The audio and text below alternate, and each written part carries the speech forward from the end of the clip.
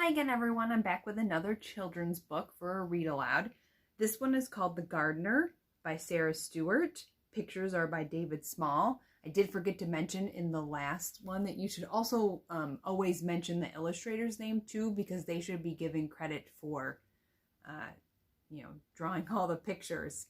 Sometimes the author and the illustrator end up being the same person, but sometimes they're not. So I picked this book out. Well, first you can see it's a Caldecott Honor book. And remember, I always say in class that I'm a sucker for books that win awards. So I was a sucker for this book. Also, I thought it would go really well with the Seed Folks unit that we do in 8th grade ELA. But I didn't get this book until after we read the book this year. So next year, so any of you 7th graders that might be watching this, next year when we do Seed Folks, when we're back in school, we'll probably share this book, or at least I will in Reading Lab. This could be a chapter right out of that book. So I will also say in the beginning that this book is written actually as letters. You can see that there, it's written as letters. Okay, so it's just the way this book is set up. It's just a slightly different format. It's people in the story writing letters back and forth to each other. So there's definitely more words on the page in this one compared to the last book, which was the one about the fire truck. So this, I would say, would not be great for kindergarten. I think 2nd grade would be okay with it, though. So remember, you're going to speak loud and clear, right? And slowly. Don't read too fast. The kids won't be able to follow you. And then you're going to read it while you're looking at it, and then show the page or the picture to the kids after. August 27th, 1935. Dear Uncle Jim, Grandma told us after supper that you want me to come to the city and live with you until things get better. Did she tell you that Papa has been out of work for a long time and no one asked Mama to make dresses anymore? We all cried, even Papa. But then Mama made us laugh with her stories about your chasing her up trees when you were both little. Did you really do that? I'm small but strong, and I'll help you all I can. However, Grandma said to finish my schoolwork before doing anything else. Your niece, Lydia Grace Finch. So that's her letter, right? And that's the picture. And I didn't mention this in the last video I did, but the last book didn't really lead to this. You need to make sure that you're speaking fluently, right? So that's, like I have been saying, reading at a good pace, so not too fast. But you also want to read with expression, which is part of fluency, which we always work on in Reading Lab. So if something is a question, like there were several questions in this, you should have been able to tell that I was asking you a question with the way that my voice sounded. Also, if something ends in an exclamation mark, it could be because something's exciting or something scary, so you should be reading it that way. September 3rd, 1935. Dear Uncle Jim, I'm mailing this from the train station. I forgot to tell you in the last letter 3 important things that I'm too shy to say to your face. 1. I know a lot about gardening, but nothing about baking. 2. I'm anxious to learn to bake. But is there any place to plant seeds? 3. I like to be called Lydia Grace, just like Grandma. Your niece, Lydia Grace Finch. So there's her letter.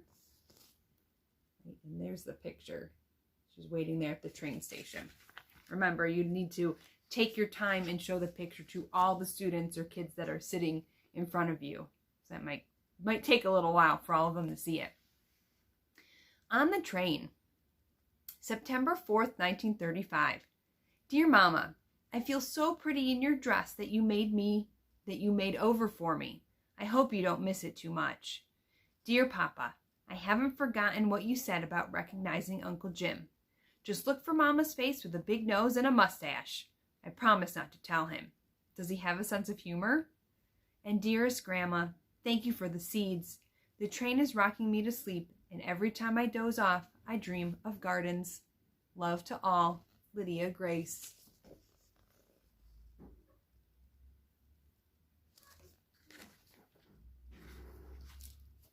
And then sometimes you get picture books that don't have any words on a page.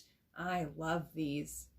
So all you would do is show the kids the picture, and they would look at it, and they could come up with their own part of the story or try to imagine what Lydia Grace would be saying at this point. So to me, it looks like Lydia Grace has arrived at a large train station somewhere, right? And it's very large, so I would assume that this train station is in a city somewhere. You don't find big train stations out in the countryside.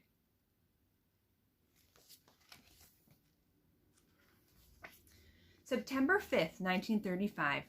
Dear Mama, Papa, and Grandma, I'm so excited! There are window boxes here. They look as if they've been waiting for me. So now we'll both wait for spring. And Grandma, the sun shines down on the corner where I'll live and work. Love to all, Lydia Grace. P.S. Uncle Jim doesn't smile. So you'll see, I need it to focus.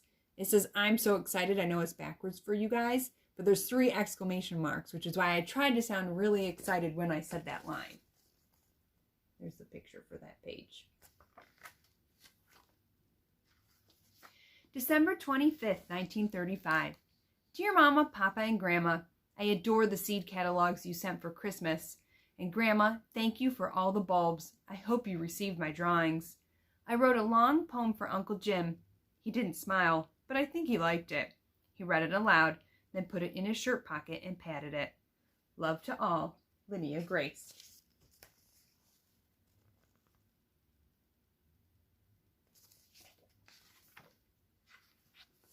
February 12th, 1936. Dearest Grandma, thank you again for those bulbs you sent at Christmas. You should see them now. I really like Ed and Emma Beach, Uncle Jim's friends who work here. When I first arrived, Emma told me she'd show me how to knead bread if I would teach her the Latin names of all the flowers I know. Now, just half a year later, I'm kneading bread and she's speaking Latin. More good news. We have a store cat named Otis, who at this very moment is sleeping at the foot of my bed. Love to all, Lydia Grace. P.S. Uncle Jim isn't smiling yet, but I'm hoping for a smile soon. So if you see, right here, is it focusing? The my in this line was italicized, so they were putting extra emphasis on that line. So that's why I read it as, at this very moment, is sleeping at the foot of my bed, right? So she was excited that the cat was hanging out with her. March 5th, 1936. Dear Mama, Papa, and Grandma, I've discovered a secret place. You can't imagine how wonderful it is. No one else knows about it but Otis. I have great plans. Thank you for all the letters. I'll try to write more, but I'm really busy planting all your seeds in cracked teacups and bent cake pans. And Grandma, you should smell the good dirt I'm bringing home from the vacant lot down the street. Love to all, Lydia Grace. This would be a great page to ask for a prediction. She says she has a secret place only she and the cat Otis know about. And then she's looking up this staircase that's on the outside of the building. So what do you think the secret place is? Or where do you think it is?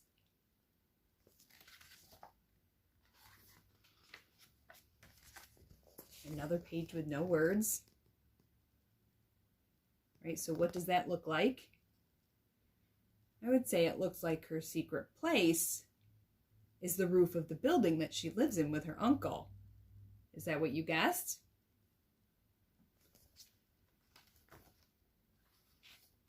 April 27th, 1936.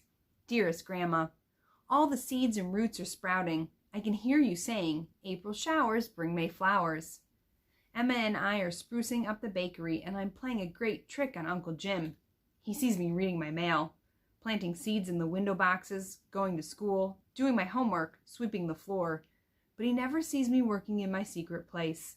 Love to all, Lydia Grace. P.S. I'm planning on a big smile from Uncle Jim in the near future. This would be another great place to ask for a prediction or to ask what the kids think. Lydia Grace keeps mentioning her uncle and how he doesn't smile. So do you think she's eventually going to get him to smile or not? And how long do you think it will take? May 27th, 1936. Dear Mama, Papa, and Grandma, you should have heard Emma laugh today when I opened your letter and dirt fell out onto the sidewalk. Thank you for all the baby plants. They survived the trip in the big envelope. More about Emma. She's helping me with the secret place. Hurrah! Love to all, Lydia Grace. P.S. I saw Uncle Jim almost smile today. The store was full, well, almost full of customers.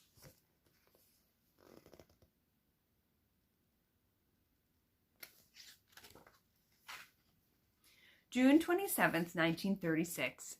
Dear Grandma, flowers are blooming all over the place. I'm also growing radishes, onions, and 3 kinds of lettuce in the window boxes. Some neighbors have brought containers for me to fill with flowers, and a few customers even gave me plants from their garden this spring. They don't call me Lydia Grace anymore. They call me the gardener. Love to all, Lydia Grace. I'm sure Uncle Jim will smile soon. I'm almost ready to show him the secret place.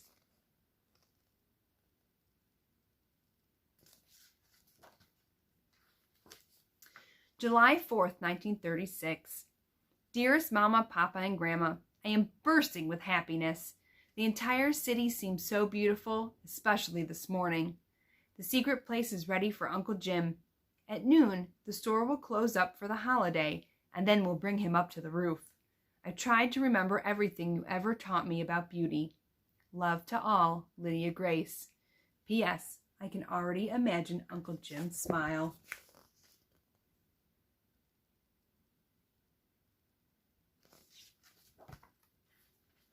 Oh, another page without pictures.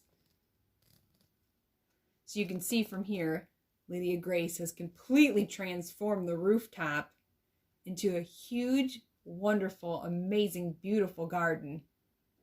I would love to be in a place like that. Right, and there you can see she showed her uncle. Although I don't see him smiling. I'm a little worried. July 11th, 1936. Dear Mama, Papa, and Grandma, my heart is pounding so hard I'm sure the customers can hear it downstairs. At lunch today, Uncle Jim put up the close sign on the door and told Ed and Emma and me to go upstairs and wait. He appeared with the most amazing cake I've ever seen, covered in flowers. I truly believe that cake equals 1,000 smiles. And then he took your letter out of his pocket with the news of Papa's job. I'm coming home. Love to all and see you soon, Lydia Grace. P.S. Grandma, I've given all of my plants to Emma. I can't wait to help you in your garden again. We gardeners never retire. See, there's the cake. Lydia got news that she gets to go home. And she thinks that her uncle truly is happy. He's just a man that doesn't show a lot of emotion, I think.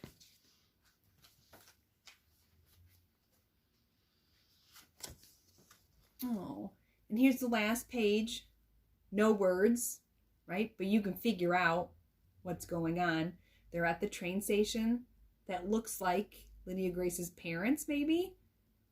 And I think that's her uncle hugging her goodbye. Finally showing some emotion. Yes, the end. So there's just another example for you guys if you wanted to see how you should read a children's book to someone. Remember, it's not going to be perfect. I stumbled a few times. It's not a book that I've read over and over again that I know by heart or something like that. Again, this would definitely be for older children. You can see from the length of my video that it took a lot longer to get through this. Right, so I'm going to do a few more of these for you and a few other videos. I hope you enjoyed watching.